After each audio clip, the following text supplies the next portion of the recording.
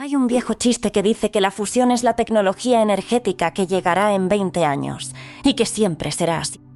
Sin embargo, esa tecnología podría estar finalmente en el horizonte. Hoy nos sumergimos en uno de los temas más fascinantes y polémicos de la ciencia moderna, la energía de fusión nuclear. Un tema que ha generado promesas, decepciones y ahora una esperanza renovada que podría cambiarlo absolutamente todo. La física detrás de la producción de energía siempre ha sido un campo increíblemente atractivo y la fusión nuclear ocupa un lugar especial en esa historia. En los años 80, el miedo a una guerra nuclear estaba probablemente en su punto más alto. Las preocupaciones por los combustibles fósiles comenzaban a surgir y la energía solar era apenas un sueño lejano. El crecimiento de la población mundial era vertiginoso y siempre existía una preocupación que rozaba el terror absoluto de que enfrentaríamos una catástrofe maltusiana, terminando en las ruinas calcinadas de un planeta deforestado, tóxico e irradiado.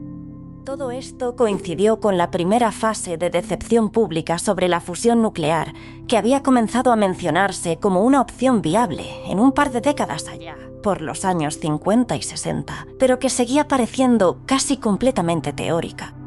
Para colmo, pronto llegó una avalancha de diseños de fusión fría, y aunque algunos eran al menos razonablemente sinceros y sensatos, muchos más resultaron ser estafas y fraudes descarados.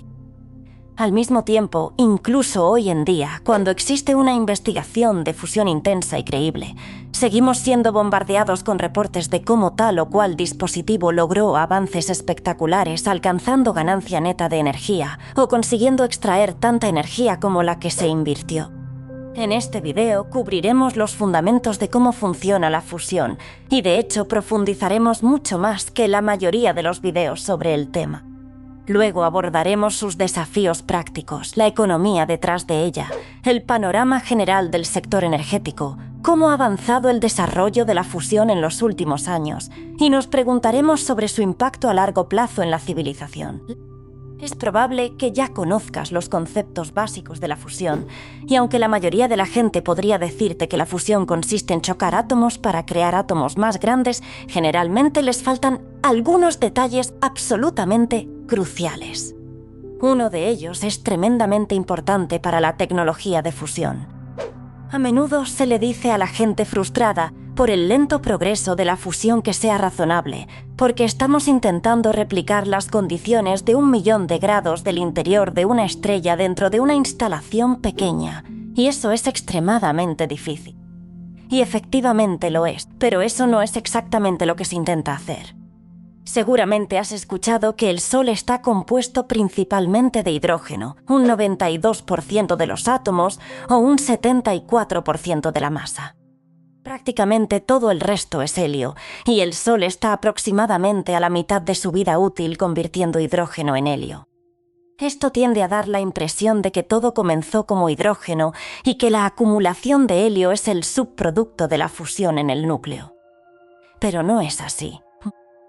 El Sol tiene ahora un 74% de hidrógeno por masa. Cuando comenzó tenía algo más cercano al 75%.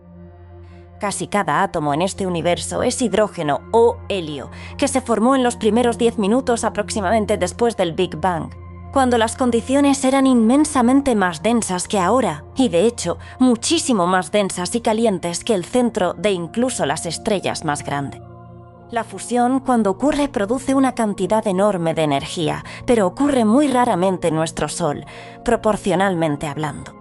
Cerca de 600 millones de toneladas de hidrógeno se transforman en helio cada segundo, o más precisamente 596 millones de toneladas de helio, mientras que el resto de la masa se convierte en energía pura en forma de fotones y neutrinos. Estos últimos, los neutrinos, interactúan de forma increíblemente débil con la materia y atraviesan el Sol como si no existiera, escapando al espacio profundo, donde solo una fracción insignificante de ellos será absorbida entre ahora y el fin de la eternidad. Los fotones, todos en el potente rango de los rayos gamma, son reabsorbidos por otros átomos en forma de calor, y ese calor se abre camino lentamente hacia las capas superiores del Sol, donde el gas supercaliente se enfría emitiendo la luz solar que todos vemos, en un proceso idéntico al de un metal al rojo vivo, como los filamentos dentro de las antiguas bombillas incandescentes. Por impresionante que suene 600 megatones por segundo, en realidad es una cantidad diminuta comparada con la masa total del Sol. La fusión es tan extraordinariamente rara que la mayoría de los átomos de hidrógeno en el Sol jamás se convertirán en helio durante los 10.000 millones de años de su vida en la secuencia principal. Después de eso, cuando se expanda primero en una subgigante y luego en una gigante roja, aproximadamente la mitad de ese hidrógeno restante será expulsado al espacio, junto con proporciones similares de helio y otros elementos de las capas superiores, formando una nebulosa planetaria que, curiosamente, no tiene nada que ver con la formación de planetas. Entonces todo colapsará en un enorme núcleo de enana blanca que, dependiendo de la masa, estará compuesto de helio, carbono y oxígeno, todos subproductos de la fusión del helio. Y de hecho, la mayoría de las enanas blancas, conocidas como enanas blancas tipo de A, conservan todavía una capa externa de hidrógeno. Ese es el proceso natural de fusión en las estrellas, y la realidad es que resulta demasiado lento para nuestras necesidades. El núcleo del Sol apenas permite la fusión, y aún así produce unos asombrosos 3.85 por 10 elevado a la 26 watts, es decir, 385 billones de watts. Sin embargo, su masa es aún más descomunal, 1.99 por 10 elevado a la 30 kilogramos, lo que significa que su relación potencia-masa es un mísero 0.1934 miliwatts por kilogramo. Esto implica que un reactor de 10 kilowatts, suficiente para abastecer una o dos casas, necesitaría 52 millones de kilogramos o 114 millones de libras de combustible de fusión en las condiciones del núcleo solar para funcionar, sin contar la estructura del reactor ni los sistemas de producción de energía. Eso sí, funcionaría durante miles de millones de años. Un generador típico de gasolina produce entre 10 y 100 watts por kilogramo de generador, lo cual es del orden de 100.000 veces superior en su relación potencia-masa. Pero consumiremos un galón de gasolina bastante rápido, del orden de 1 o 2 galones, o varios litros de combustible por hora. Así que 52 millones de kilogramos podrían durar varios millones de horas o varios siglos, lo cual es mucho tiempo, pero nada comparado con varios miles de millones de años, decenas de millones de veces más para la misma masa de combustible. Obviamente, un reactor con esa relación potencia-masa ultra baja podría parecer tentador. Pero el problema es que habría que mantener ese reactor funcionando a millones de grados durante miles de millones de años. Y eso probablemente significaría reconstruirlo por completo varios millones de veces, como mínimo. Así que esa eficiencia de un combustible denso en energía, pero extremadamente lento, no resulta tan ventajosa en la práctica. Esta relación potencia-masa es incluso peor para la mayoría de las estrellas, ya que tienen menos masa que nuestro Sol y queman su combustible más lentamente. Una estrella tipo M9, por ejemplo, la más tenue y longeva de las enanas rojas, no produce ni una fracción de miliwatts, sino unos miserables 7 nanowatts por kilogramo. Como recordatorio, mili es el prefijo para milésimas, micro para millonésimas y nano es el prefijo para milmillonésimas. La patética relación potencia-masa de nuestro Sol sigue siendo cientos de veces superior a la de las estrellas más débiles. Por otro lado, las estrellas más grandes, como una estrella tipo O1 entre las gigantes azul-blancas más enormes y brillantes, tiene una relación potencia-masa de 3 vatios por kilogramo, algo finalmente decente, 17.000 veces más potencia por masa que nuestro Sol, y más de 400.000 veces la de esa fría enana roja M9. Ahora sí estamos avanzando, y estas estrellas generalmente tienen vidas extremadamente cortas. Por lo general, solo sobreviven 1 o 2 millones de años, luego estallan como una supernova, y son tan masivas que pueden dar origen a un agujero negro en lugar de la estrella de neutrones que la mayoría de las supernovas dejan atrás. Entonces, para un reactor de fusión útil, lo que queremos es emular condiciones como las de las supergigantes tipo O1, no las de nuestra modesta enana amarilla. La fusión aumenta exponencialmente con la temperatura del núcleo. Esas diminutas estrellas tipo M pueden tener apenas 3 millones de Kelvin hasta 7 millones. Las enanas naranjas tipo K alcanzan entre 7 y 10 millones de Kelvin. Los soles amarillos tipo G como el nuestro llegan a 10 o 15 millones, las tipo F entre 13 y 15 millones, las tipo A entre 15 y 20 millones, las tipo B entre 20 y 30 millones y las tipo O desde 30 millones hasta 50 millones para esas enormes O1. La temperatura también sube conforme envejecen e incluso puede ocurrir un destello de helio, que no es hidrógeno convirtiéndose en helio, sino helio transformándose en carbono. La fusión de helio requiere temperaturas mucho más extremas. Estamos hablando del rango de 100 a 200 millones de Kelvin. Durante el destello de helio, la producción de energía se dispara por un factor de aproximadamente 100.000 millones, y algo similar ocurre con la propia supernova. Es un proceso increíblemente rápido e intenso, incluso para los estándares de las gigantes de vida corta. Aquí ya no hablamos de fracciones de vatios por kilogramo, ni siquiera de vatios por kilogramo, sino de cientos de miles de millones de vatios por kilogramo. Apenas por debajo de lo que logró una bomba atómica como Little Boy, mientras que una bomba de fusión puede alcanzar 100 veces más, superando a una supernova en relación potencia-masa. Vale la pena repasar esto porque muchas discusiones sobre fusión pasan por alto estas escalas con demasiada ligereza, y es un recordatorio de que ya tenemos fusión nuclear funcionando y de hecho con una tasa de producción de energía muchísimo mayor. Se puede controlar esa energía detonando una bomba dentro de gas o fluido, muy similar al interior de una estrella, y dejando que ese gas caliente libere energía más lentamente en forma de calor.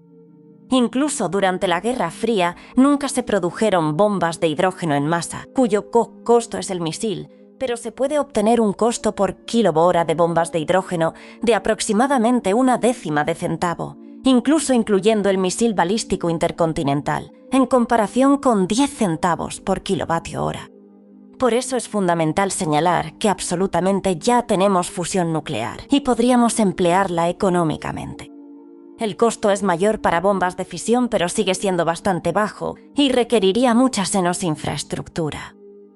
Básicamente, se necesita un reactor lo suficientemente grande para que absorber toda la explosión y hacerlo repetidamente, lo que implica excavar un cráter de kilómetros de ancho, revestirlo con concreto y capas impermeables, cubrirlo con una cúpula, instalar enormes turbinas de vapor y chimeneas, y lanzar bombas dentro para detonarlas y calentar esa agua hasta hacerla hervir. Ni que decir tiene que este es exactamente el tipo de megaproyecto fascinante que merece atención. Se podría alimentar a todo Estados Unidos detonando un dispositivo de 1 megatón cada hora o 2, pero eso implicaría tener apenas un puñado de estas instalaciones en un continente entero y funcionaría mucho mejor con superconductores o una red eléctrica diseñada para transmisión a distancias ultralargas. No hay ninguna ingeniería mágica involucrada, es simplemente una obra titánica construir algo así, y probablemente todas las grandes industrias terminarían agrupándose cerca de estas instalaciones, dada la enorme ventaja de la proximidad para reducir las pérdidas en la transmisión de energía. Así que podríamos terminar con megaciudades industriales rodeando como máximo unos 100 megareactores en todo el mundo. No es el camino que conviene tomar, probablemente, pero es la respuesta perfecta cuando alguien dice que la fusión no puede funcionar, y la razón por la que hay tanto optimismo sobre la sostenibilidad energética a largo plazo. El desafío de la fusión, sin embargo, es lograr alcanzar temperaturas cercanas o superiores a las de una estrella tipo O y mantenerlas ahí.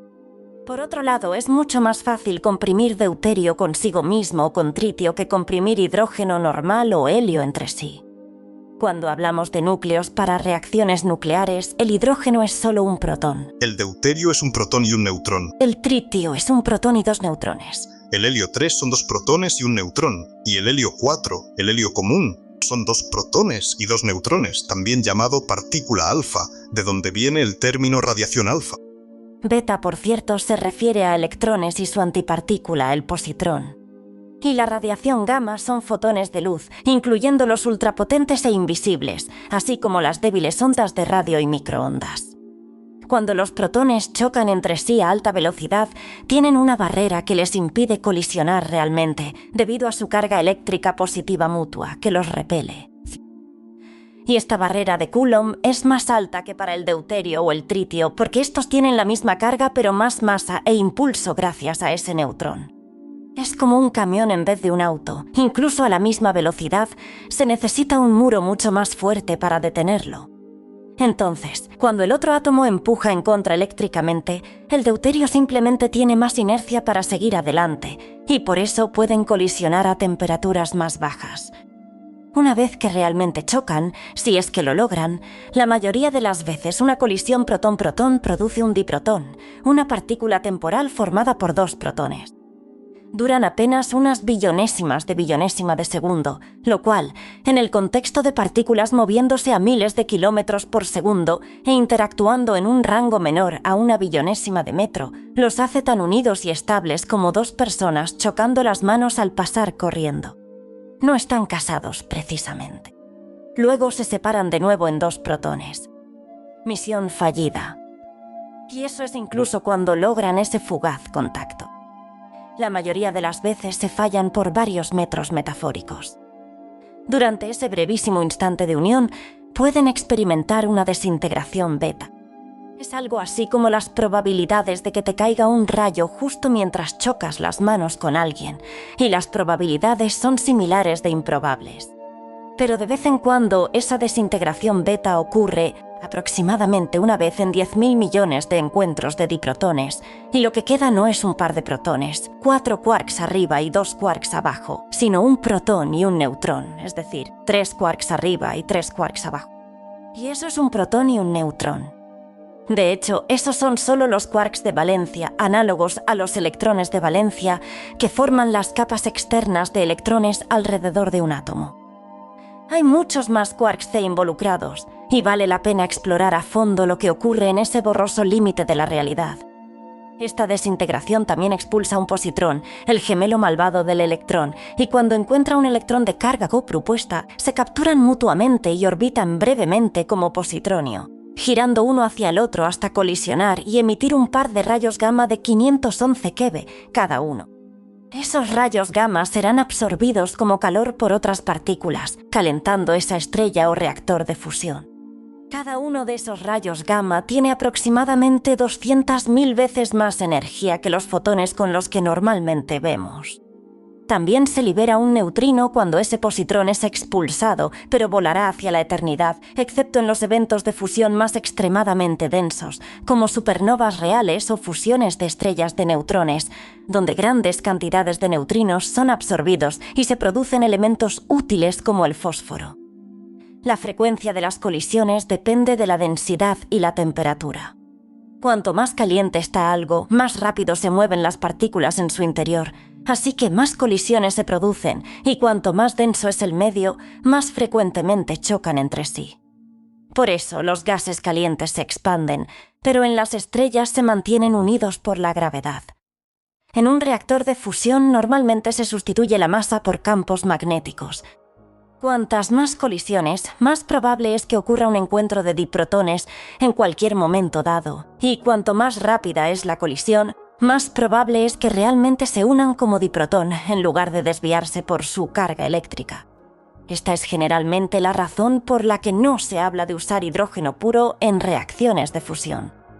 El deuterio es abundante, mientras que el hidrógeno común es más difícil de hacer cruzar la barrera de Coulomb y necesita 10.000 millones de intentos para lograrlo. Así que no es realmente una prioridad mientras tengamos deuterio, y no hay escasez de él. Si existiera alguna tecnología mágica que hiciera más probable que esos diprotones cayeran como deuterio, esto cambiaría todo e incluso abriría un camino hacia la fusión fría, o al menos una fusión muy tibia. Además, partículas más grandes como el helio o incluso más grandes como el carbono, el oxígeno o el nitrógeno se mueven más lento a temperaturas más altas, así que colisionan con menos frecuencia y tienen menos inercia para superar su propia barrera de Coulomb, lo que les impide fusionarse con otros núcleos cargados positivamente. Por eso la fusión es principalmente de hidrógeno y extremadamente rara con elementos más pesados. El deuterio puede combinarse con deuterio o tritio mucho más fácilmente, y aunque el tritio solo dura alrededor de una docena de años en promedio, el deuterio es estable y la mayor parte se remonta al mismísimo Big Bang. Las estrellas producen mucho deuterio por sí mismas, pero también lo consumen rápidamente porque se fusiona más fácilmente que el hidrógeno simple. El helio 3 es menos común que el deuterio, también es estable y en su mayoría data de los primeros minutos después del Big Bang.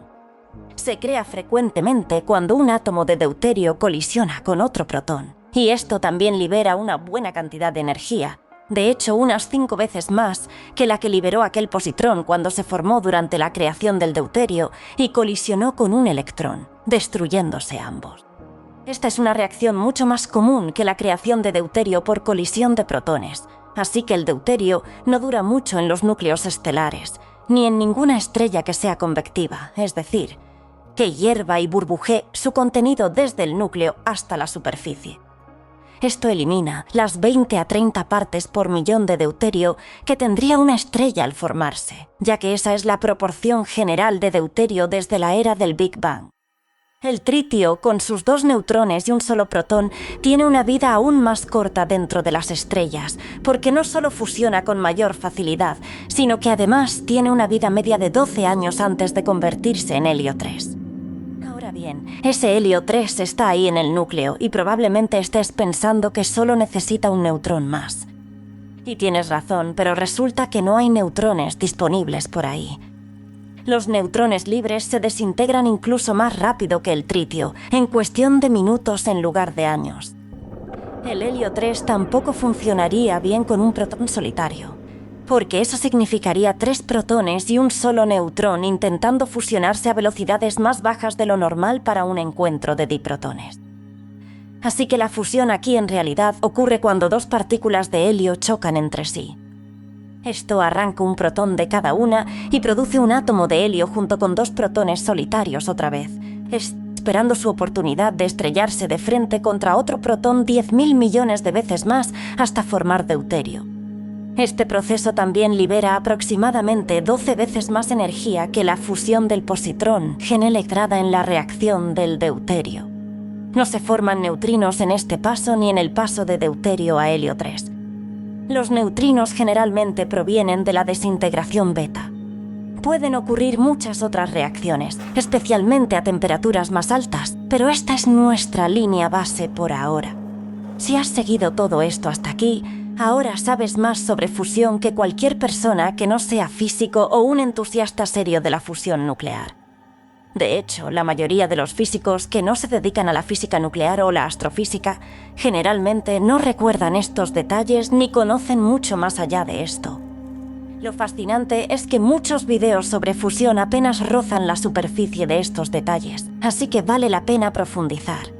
Si has comprendido todo lo anterior, puedes adivinar cómo se logra la fusión en un laboratorio o en una bomba. Se intentan replicar condiciones extremas, y eso puede hacerse usando un gran acelerador lineal para lanzar partículas cargadas contra otras partículas cargadas, o usando la variedad circular. Se pueden producir energías muy superiores a las que existen dentro de una estrella, y de hecho, hoy en día se replican condiciones que no son las del interior de una bomba de hidrógeno o una supernova, sino las de la primera billonésima de segundo después del Big Bang, en la frontera entre la época electrodébil y la época de los quarks. Después vendría la época hadrónica, comenzando un microsegundo tras el Big Bang, antes de que empezaran a formarse hidrógeno y helio un minuto después. Podrías preguntarte por qué llamar las épocas considerando lo increíblemente cortas que fueron, pero ocurrieron más eventos durante ellas que en los 13.800 millones de años transcurridos desde entonces. Los colisionadores y aceleradores son la forma más sencilla de obtener tasas altísimas de fusión, pero realmente no pueden sostenerse por sí solos, simplemente porque se invierte una cantidad descomunal de energía en todos esos imanes para acelerar una fracción minúscula de un gramo de materia. Sirven perfectamente para el estudio científico, pero no para un reactor de fusión. Este es uno de esos casos donde se habla de alcanzar el nivel necesario de energía. Si se gastan 1 millón de julios de energía para acelerar partículas y solo un puñado de ellas colisionan, se fusionan y liberan medio millón de julios, no se obtiene un balance energético positivo. Durante mucho tiempo, ese fue precisamente el objetivo, Lograr que la energía cinética de todas las partículas fuera menor que la energía liberada cuando esas partículas chocaban y producían más energía. Pero entonces se movió la meta, porque para descargar 1 millón de julios de energía cinética en un montón de partículas, a menudo se necesitan gastar 10 millones o incluso más. Una vez que se alcanza ese punto de equilibrio, hay que considerar cuánta energía se necesita para construir y mantener toda esa estructura, lo cual eleva aún más el umbral de rentabilidad. Y ahora se ha producido un montón de energía, pero ¿cuánta se logró convertir realmente en electricidad? Incluso si se capturara toda, convertir un 50% en electricidad en lugar de perderla como calor ya sería un resultado impresionante. Después entra en la red eléctrica y mucha se pierde en la transmisión. Cada uno de esos son puntos de equilibrio diferentes y todavía no se ha llegado al punto de producir electricidad a un costo y una escala económicamente competitivos. Pero todos son hitos valiosos que merecen reconocimiento. Lo que pasa es que para el público general suena como si se celebrara un gol espectacular y luego se volviera a celebrar el mismo gol al año siguiente. Especialmente porque existen varios proyectos distintos que abordan el problema con métodos diferentes, todos proclamando resultados y generando una expectativa enorme por casi alcanzar la meta, luego otra vez cuando la alcanzan y otra vez cuando la superan cómodamente. 90% del punto de equilibrio, luego 100%, luego 110%. El colisionador lineal no va a funcionar porque las partículas son diminutas y la distancia al objetivo es enorme, así que muy pocas colisiones ocurren. Fallan el blanco. Los de forma circular suelen hacer que las partículas giren una y otra vez, dándoles múltiples oportunidades de colisionar con el objetivo estacionario cerca del detector. El tokamak en realidad se parece a un colisionador porque tiene forma de dona gigante, aunque gruesa, en lugar de un anillo delgado, y tiende a ser el diseño predeterminado porque genera un campo magnético poderosísimo para intentar mantener todas esas partículas cargadas confinadas y chocando entre sí. Esto reemplaza la gravedad inmensa que mantiene unidas esas partículas dentro del núcleo de una estrella.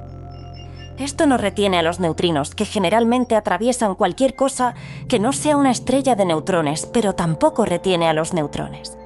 Y estos causan un daño tremendo cuando impactan contra el equipamiento. Así que se necesita un blindaje adicional, capaz de absorber esos neutrones y también los rayos gamma liberados, además de los fotones emitidos por el gas incandescente. Cuando se habla de avances con los tokamaks, no se escucha tanto sobre el punto de equilibrio, sino más sobre temperatura y tiempo de sostenimiento. El avance que generó enorme interés fue el del reactor Questar en febrero de 2024 con su último éxito extraordinario. El progreso en fusión nuclear tiende a ser brutalmente lento, porque puede tomar una década conseguir el financiamiento para construir un dispositivo, otra década para construirlo y ponerlo en funcionamiento. Y otra mientras se toma esa investigación y se exploran nuevas opciones y se busca más financiamiento.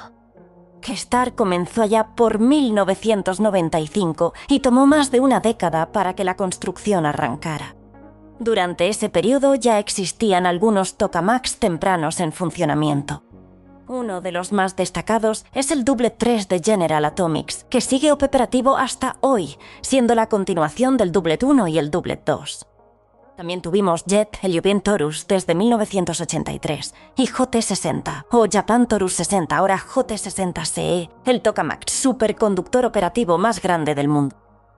Y recordemos que todos los tokamaks utilizan un toro en forma de dona con plasma supercaliente confinado magnéticamente. Existen también diseños que no son tokamaks, algunos bastante novedosos. Muchos de ellos están enfocados estrictamente en ampliar el conocimiento de la física de partículas, no en generar energía eléctrica. Por otro lado, tenemos el diseño de tokamak esférico, como el NSTX, pero lleva casi una década estancado lidiando con un problema en sus bobinas poloidales.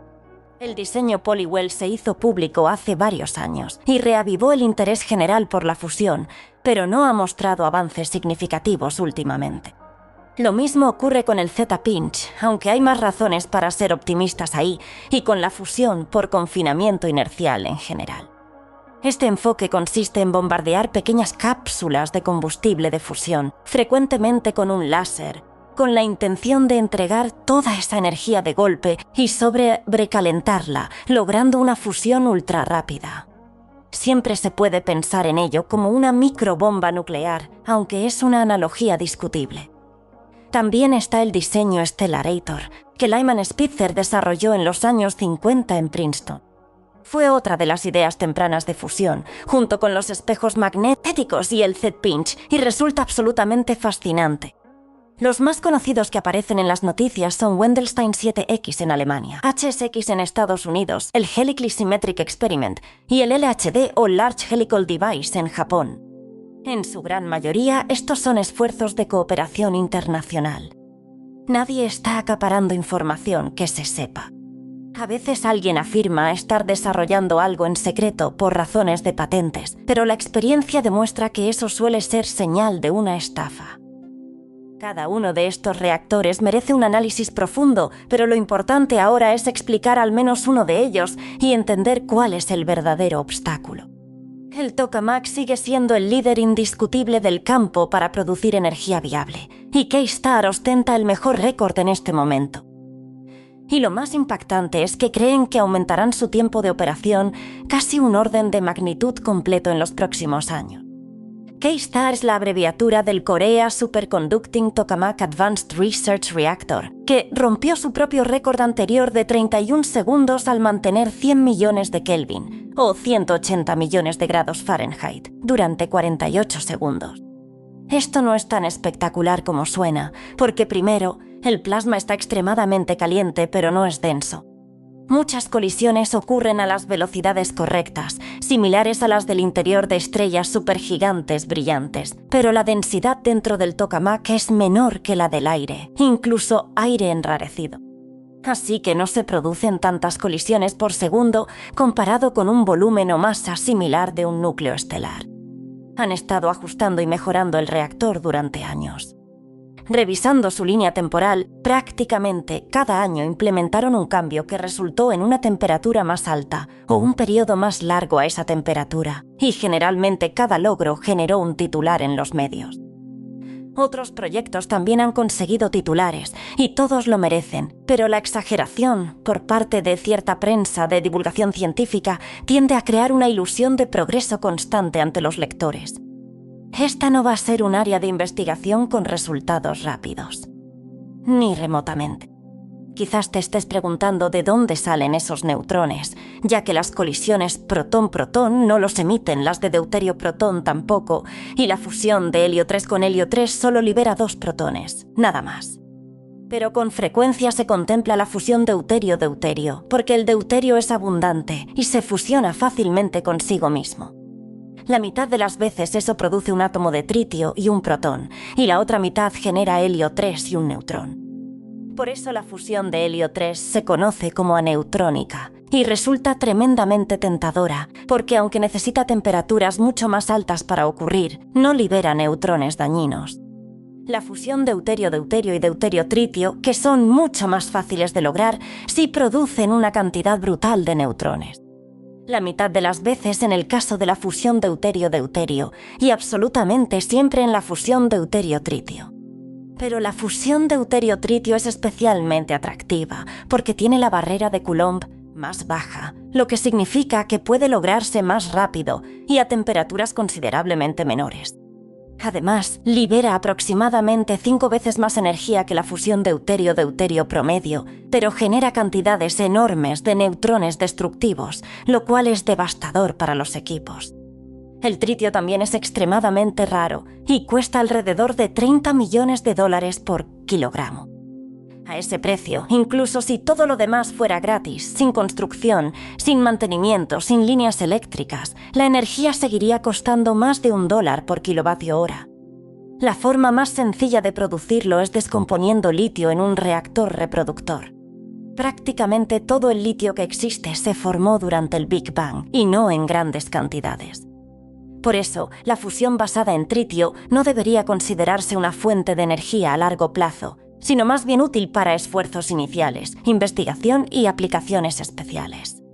Si logramos que otros tipos de fusión funcionen, podremos producir más tritio y también más litio. Ambos se generan en las estrellas, pero no duran lo suficiente como para salir de ellas jamás. Siendo así, se podría operar un reactor de fusión que los produjera y simplemente ventear el gas resultante para luego centrifugarlo al enfriarse, o incluso separarlos magnéticamente. Pero siempre sería un uso de nicho comparable a los generadores térmicos de radioisótopos frente a los reactores de fisión convencionales. Así que en realidad es la fusión deuterio-deuterio la que más interesa, porque existe una abundancia inmensa de deuterio aquí en la Tierra.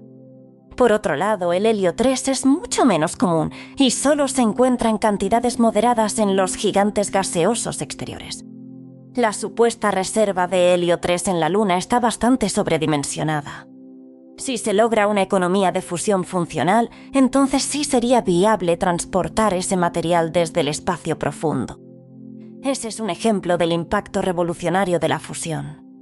Pero no hay que asumir que se conseguirá aceleración constante con un reactor de fusión en una nave espacial como en The Expanse. Lo que realmente se consigue es una fuente de energía capaz de mover naves mucho más rápido que las velocidades orbitales de los planetas y de establecer bases en mundos lejanos al Sol con un suministro energético abundante. A escala interplanetaria, siendo honestos, la fusión no ofrece mucho más para el viaje y desarrollo espacial que los diseños convencionales de fisión nuclear. Con la salvedad de que el deuterio en el sistema solar es varios órdenes de magnitud más abundante que el combustible de fisión, y el hidrógeno regular aún más.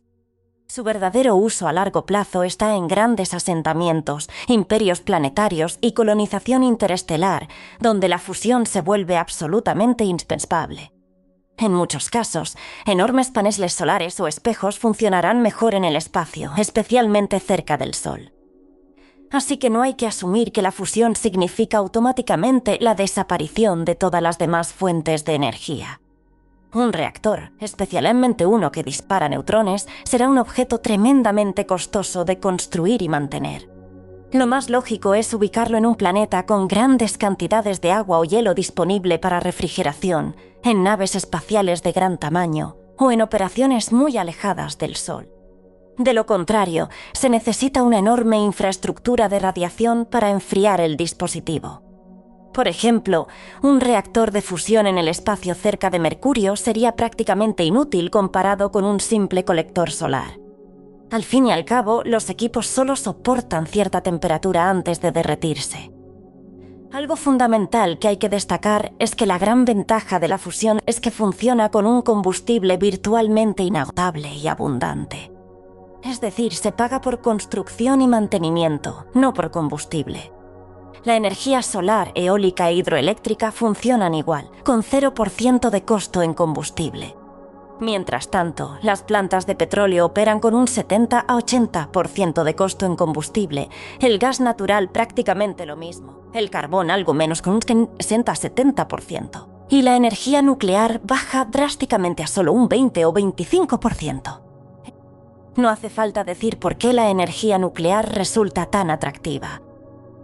También existe la realidad de que todas esas energías renovables probablemente tendrían costos de construcción y mantenimiento más bajos si se produjeran y utilizaran al mismo carbón y el petróleo. Pero la realidad actual es que el carbón y el petróleo son simplemente muy fáciles de manejar en términos de construcción y mantenimiento. Esto también nos recuerda que gran parte del costo no está en la producción de energía en sí, sino en la distribución de esa energía entre la planta generadora y el enchufe de tu hogar.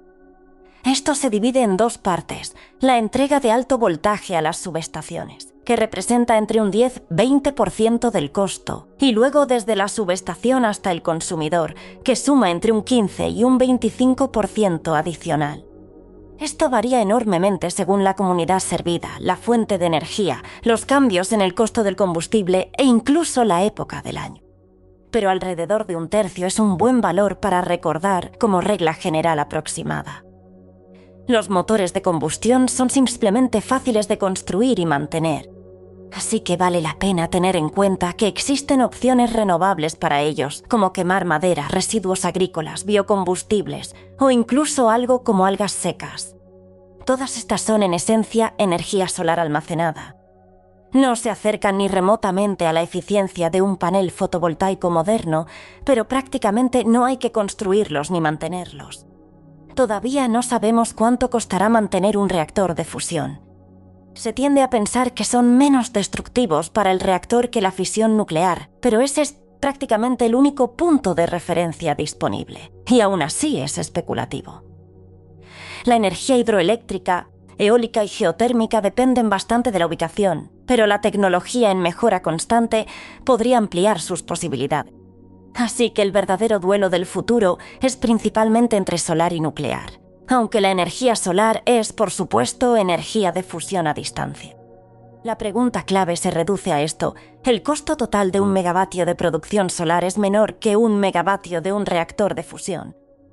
Con la consideración de que se espera que la fusión funcione mejor a gran escala, lo que implica mayores distancias de transmisión hasta los hogares.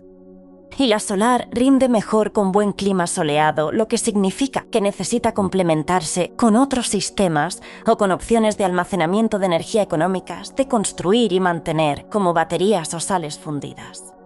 Tampoco es simplemente una cuestión de espacio, ya que tanto la solar como la eólica ocupan enormes extensiones de terreno comparadas con plantas de energía equivalentes.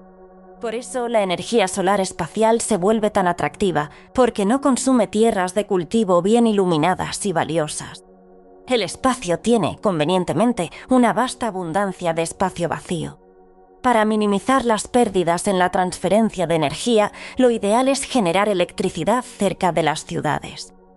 Pero ese es terreno inmobiliario valiosísimo, lo que inevitablemente eleva los costos de producción o encarece la vivienda al eliminar esos terrenos del mercado.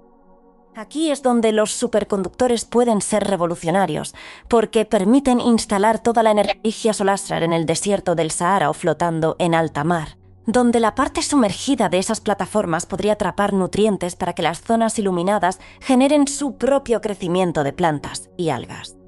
La mayor parte de la biomasa está en tierra firme, y lo que no lo está se concentra en lagos y costas. Pero la mayor parte de la tierra es océano profundo, y generalmente hay más de 1000 veces más biomasa en un área de tierra que en un área equivalente de mar profundo, simplemente porque la luz es abundante, pero los nutrientes cerca de la superficie donde llega la luz solar son escasos. Se podría generar una enorme producción de biocombustible a partir de algas marinas en tanques flotantes con paneles solares, pero también se podría usar esa energía solar para capturar dióxido de carbono del aire e hidrógeno del agua y convertirlos en hidrocarburos neutros en carbono para combustión. Esto no es energéticamente neutro, pero la generación de hidrocarburos es una forma del exceso de energía en horas pico y almacenarlo para las horas de oscuridad o poco viento, además de usarlo en vehículos donde los hidrocarburos son inherentemente más eficientes que las baterías modernas en términos de densidad energética, julios por kilogramo. Las baterías funcionan razonablemente bien para automóviles, por ejemplo, pero realmente no tienen la densidad de potencia necesaria para aeronaves, y mucho menos para naves espaciales. Así que incluso en una buena economía solar y de baterías, todavía se necesita alguna fuente renovable y neutra en carbono de hidrocarburos u otros combustibles químicos de alta densidad energética, como el hidrógeno puro. Además, esas plantas eléctricas tradicionales ocupan espacio y necesitan enfriarse activamente con agua, lo cual es una forma fantástica de desalinizar agua de mar para obtener agua dulce, pero también significa que frecuentemente ocupan terrenos valiosos cerca de costas o ríos. Esa lista de opciones energéticas alternativas está lejos de ser exhaustiva, y todas están sujetas a cambios masivos en viabilidad según avance la tecnología. Exploraremos más a fondo estas alternativas en próximos contenidos. Alguien podría inventar mañana una batería capaz de almacenar energía eléctrica con mayor densidad que los combustibles químicos y perder menos del 1% mensual, y de repente nadie querría nada que funcione con gasolina.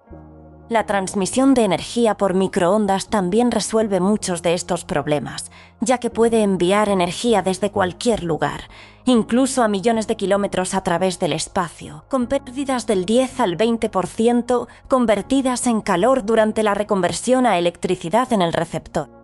Alguien podría crear un tanque doméstico increíble y barato de producir en masa para cultivar algas, junto con un extractor y convertidor del tamaño de una lavadora que permita producir gasolina neutra en carbono desde casa. Y todo el mundo diría no a los grandes jardines y sí a grandes tanques de algas en su patio trasero o en su tejado. Hay tantas opciones disponibles y por eso es tan fácil ser tecno-optimista. Nadie, y esto hay que recalcarlo, absolutamente nadie sabe realmente cómo cambiarán los costos de todas estas tecnologías en la próxima década de automatización mejorada, y mucho menos en 20 o 50 años, y especialmente para la fusión nuclear, ya que todavía no existe un modelo funcional. Por eso, aunque la fusión es una tecnología enormemente deseada, tampoco se la considera el santo grial que a veces se pretende. La realidad es que se trata de esa tecnología vital para garantizar un suministro energético estable e ilimitado dentro de un siglo aproximadamente, cuando preocupe quedar sin combustible de fisión barato y no se quiera dedicar enormes extensiones de tierra o espacio orbital bajo a paneles solares. Y además, la fusión abre la puerta a la colonización práctica del espacio profundo y al viaje interestelar. Aunque nos tome varios siglos más lograr la fusión nuclear, el esfuerzo vale absolutamente la pena. Nuestras reservas de uranio y torio durarán muchísimo tiempo. Tenemos al menos varios siglos de uranio disponible antes de siquiera necesitar cambiar a reactores reproductores. Y nuestras cifras de población ya no crecen tan rápido como antes, mientras que la tecnología agrícola avanza a pasos agigantados. Así que no estamos en peligro inminente de quedarnos sin tierra ni mar para energía solar y renovables paralelas. Y si la fusión comercialmente viable se inventara mañana mismo, aún tomaría un par de décadas desplegarla a nivel global. No sería una solución instantánea para los problemas ecológicos causados por los combustibles fósiles. ¿Significa esto que no hay interés en lograr que la fusión funcione? No, por supuesto que no. Es importante señalar que las nuevas tecnologías energéticas tienden a generar verdaderas guerras internas entre quienes tienen su tecnología favorita y atacan los defectos que perciben en las demás.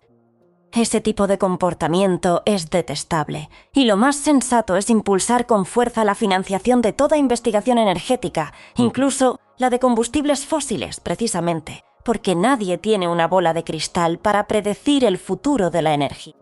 Una mejora en cómo usamos el carbón o el petróleo podría tener enormes beneficios ecológicos, pero algunos se opondrían argumentando que eso haría menos atractiva la energía solar, eólica o nuclear, o reduciría la urgencia de enfrentar los problemas de los combustibles fósiles. Y eso podría ser cierto, pero por defecto, cuanta más tecnología y prosperidad tengamos, mejor podremos resolver todos los problemas. Sin entrar en discursos moralistas, lo cierto es que en prácticamente todas las áreas de investigación y desarrollo energético, casi sin excepción, cualquier persona que defienda una tecnología hará una pausa mientras habla de sus ventajas para lanzar ataques contra las demás, muchas veces incluso dentro del mismo nicho. Es comprensible por qué sucede, pero resulta tremendamente irritante, y muchos van más allá de exponer los verdaderos pros y contras para manipular los datos a su conveniencia. La fusión tiende a ser descartada con un gesto de la mano. Después de todo, ni siquiera tiene un modelo funcional todavía, y honestamente no pertenece a nuestras consideraciones actuales de tecnología energética. Nuestra civilización actual tiende a reconstruir todo en plazos de 10 a 40 años, así que no ganamos mucho esperando nueva tecnología en lugar de desplegar lo que ya tenemos disponible aquí y ahora. Y ahora mismo, los combustibles fósiles siguen siendo el líder abrumador si ignoramos su escasez y sus problemas ecológicos. Después vienen la energía nuclear y la solar, ambas perfectamente competitivas si decidimos comprometernos con ellas. Lo más inteligente es apostar por las dos y ver cuál da mejores resultados tras un par de décadas de uso real. Pero recordemos algo crucial: la fisión nuclear es la única tecnología energética rápida que hemos tenido jamás. Tardamos siglos en desarrollar motores térmicos alimentados por carbón, petróleo y combustibles químicos. La energía solar apenas está empezando a ser económicamente viable por sí misma y tiene casi 150 años de historia. La energía eólica es aún más antigua, igual que la geotérmica y la hidroeléctrica. Así que todo ese mito de los 20 años es simplemente un residuo sobreexplotado de nuestros éxitos tempranos con la fisión y de lo rápido que conseguimos bombas de fusión después de las bombas de fisión. La gente se precipitó. La fusión sería un auténtico caballo de carreras del desarrollo si fuera comercialmente viable para el año 2104, y sin embargo podría estar aquí para 2044 o 2054. Las cosas se aceleran dramáticamente una vez que queda claro que existe un camino viable donde podemos invertir dinero y talento humano. Ahora bien, ¿por qué importa todo esto?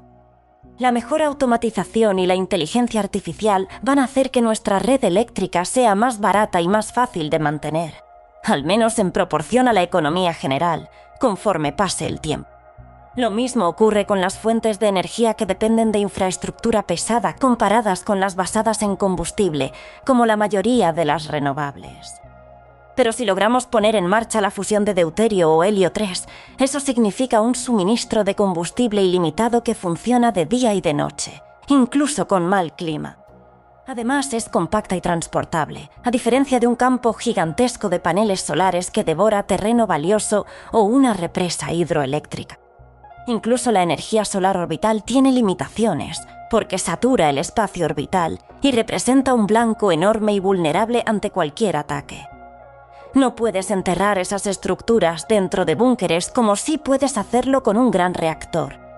La fusión nos permitiría hacer cosas asombrosas como absorber dióxido de carbono directamente del mar y la atmósfera para convertirlo de nuevo en combustible para vehículos y alimentar enormes granjas verticales construidas con materiales intensivos en energía como aluminio y vidrio, para sustentar a una población mucho mayor con muchísimo menos espacio, recursos e impacto ecológico. Los beneficios de la energía barata no tienen fin, especialmente cuando el suministro de combustible es prácticamente infinito y no requiere convertir tierras cultivables para producirlo. Es lo que podría sostener las estructuras de soporte activo para la inmensa infraestructura orbital que tanto fascina, como los anillos orbitales y las torres espaciales. Permitiría construir enormes conjuntos de iluminación en los océanos profundos bajo la superficie de Europa, cerca de Júpiter, para terraformar esa luna. O alimentar vastos hábitats orbitales en lo profundo del cinturón de Kuiper, lanzando cometas hacia Marte para darle océanos. O calentar minas de asteroides y sus hábitats en el corazón del cinturón de asteroides. Nos permitiría enviar naves espaciales a otros sistemas estelares que no necesitarían 1000 años para llegar. En este sentido, la fusión, la energía que impulsa las estrellas, es también la fuente de poder que nos llevaría hasta ellas. Hablábamos de cómo la fusión podría ayudarnos a alimentar y dar energía a civilizaciones futuras, incluyendo aquellas en planetas distantes algún día. Y surge una pregunta fascinante. ¿Sería más fácil construir granjas bajo cúpulas en planetas como Marte o Venus, o simplemente enviar alimentos desde granjas orbitales mediante naves o ascensores espaciales? Ya sea que se alimenten planetas con ellas o no, también existiría una enorme población espacial que necesita comer, y probablemente nadie dedicaría espacio en esos hábitats espaciales bellamente diseñados y cuidadosamente paisajizados para cultivos agrícolas. Con todo esto en mente, las granjas orbitales representan una de las soluciones más prometedoras para la alimentación del futuro en el espacio. Y con esa visión del futuro, continuemos explorando lo que viene. Este jueves analizaremos en detalle una pregunta inquietante. ¿Qué deberíamos hacer si los alienígenas establecieran contacto con nosotros y resultara que la paradoja de Fermi nunca fue realmente una paradoja? Después nos preguntaremos si la gravedad en sí misma podría ser la causa principal de la paradoja de Fermi, antes de explorar cómo podrían construirse y funcionar naves espaciales ultrarrelativistas según la ciencia conocida. Con eso en mente, sigamos explorando los misterios más fascinantes del universo.